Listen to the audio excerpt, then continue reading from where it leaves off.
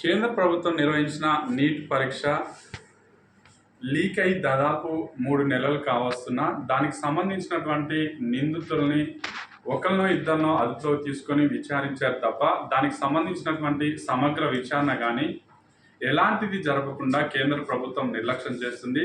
దాదాపుగా దేశవ్యాప్తంగా 24 లక్షల మంది విద్యార్థులు నీట్ పరీక్షను రాయడం జరిగింది.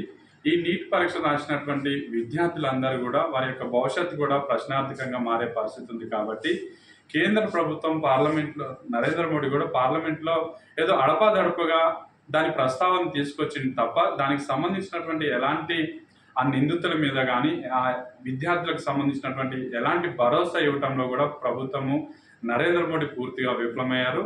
దీనికి బాధ్యత వహిస్తూ కేంద్ర విద్యాశాఖ మంత్రి ధర్మేంద్ర ప్రధాన్ రాజీనామా చేయాలి. దేశవ్యాప్తంగా కూడా నీట్ పరీక్ష బీహార్, రాజస్థాన్ మిగతా ఏ రాష్ట్రాల్లో ఈ నీట్ పరీక్ష పేపర్ లీక్ అయిందో ఆ రాష్ట్రాల్లో విచారణ జరిపించి నిందితులపై కఠినంగా చర్యలు తీసుకోవాలని అఖిల భారత విద్యార్థి సమైక్యగా మేము డిమాండ్ చేస్తూ ఉన్నాము. గత 3 నెలలుగా జరుగుతున్నటువంటి ఆందోళన చేస్తున్నా కానీ కేంద్ర ప్రభుత్వంలో ఎలాంటి చలనం లేదు.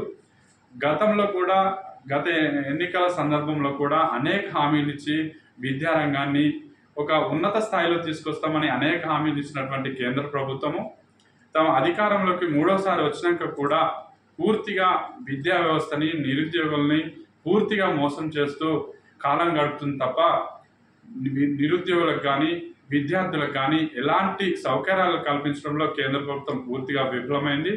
ఏది ఏమైనా తక్షణమే దేశ ప్రధాని నరేంద్ర మోడీ, విద్యాశాఖ మంత్రి ధర్మేంద్ర ప్రధాన్ స్పందించి నీట్ విద్యార్థులకు 24 లక్షల మంది నీట్ విద్యార్థులకు న్యాయం చేయాలని ఏఐవైఎఫ్గా మేము డిమాండ్ చేస్తా ఉన్నాం.